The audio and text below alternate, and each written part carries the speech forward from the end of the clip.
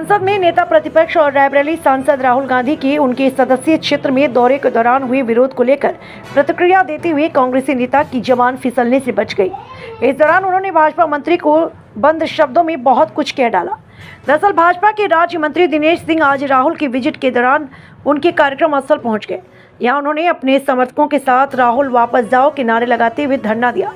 उनका कहना था कि राहुल के मंच से पीएम मोदी की मां को गाली दी गई।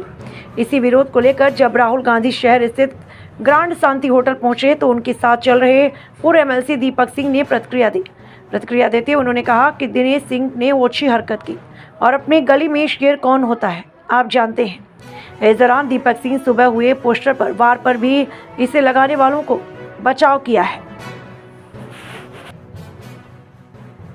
मंत्री जी दिनेश प्रताप भाजपा के मंत्री दिनेश प्रताप सिंह ने अपने कार्यकर्ताओं के साथ बैठकर धरना प्रदर्शन दिना और राहुल गांधी का काफिला भी रुका रहा। क्या कहना है इस समय? कोई काफिला नहीं रुका।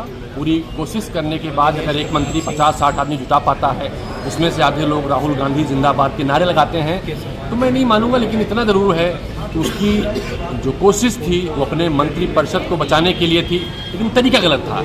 एक मंत्री अपने गली में शेर बने, वो कहानी लोगों को याद आती है। थोड़ा गली से बाहर भी निकलने का साहस दिखाएं। 50-60 लोगों को जुटाते हैं, आधे लोग राहुल गांधी जिंदाबाद के नारे लगाते हैं, तो कहीं न कहीं उत्तर प्रदेश के मंत्रियों की बड़ी गरिमा रही है, उस गरिमा को गिराते हैं। और अपनी चारों धाम की यात्रा पूरा करके आए हैं। उन्होंने कांग्रेस का सफर शुरू कांग्रेस से ही उपासीन हुए थे, तो कम से कम शर्म भी करनी चाहिए और अटल जी की पंक्ति उनको याद करनी चाहिए, छोटे मन से कोई बड़ा नहीं होता है। उत्तर प्रदेश में नहीं पूरे देश में सबसे ज़्यादा वोट के अंतर से हारने वाले दिनेश प्रताप सिंह अपनी गली से बाहर निकले, तब साहस दिखाएं। स्टेज पे कांग्रेस पार्टी के नेता और हमारे प्यारे कार्यकर्ता आप सबका बहुत बहुत स्वागत। नमस्कार, कैसे हैं आप? शुरुआत में मैं आप सबको दिल से धन्यवाद कहना चाहता हूं कि आपने चुनाव में हमारा पूरा समर्थन किया, पोलिंग बूथ में हमारी मदद की और अपनी पूरी शक्ति कांग्रेस पार्टी को हमें दी। इसके लिए दिल से आपका धन्यवाद।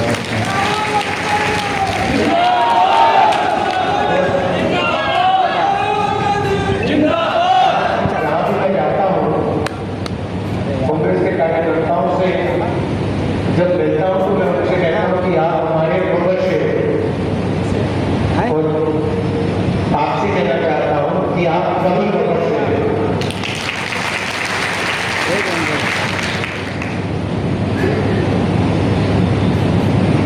पूरे देश में एक नई सच्चाई बाहर आ गई। पहले लोग चुनाव के बारे में कहते थे कि कुछ ना कुछ दाल में डाला है, मगर सबूत में कोई ईवीएम कहता था, कोई वोटर लिस्ट की बात करते थे, मगर हाथ में सबूत नहीं। महाराष्ट्र में और हरियाणा में लोकसभा के बाद जो चुनाव हुए, विधानसभा के चुनाव हुए, उनमें हमें ब्लैक एंड व्हाइट में सबूत मिले। महाराष्ट्र में लोकसभा में हमारी पार्टी जीतती है, हमारा गठबंधन जीतता है। 4 महीने बाद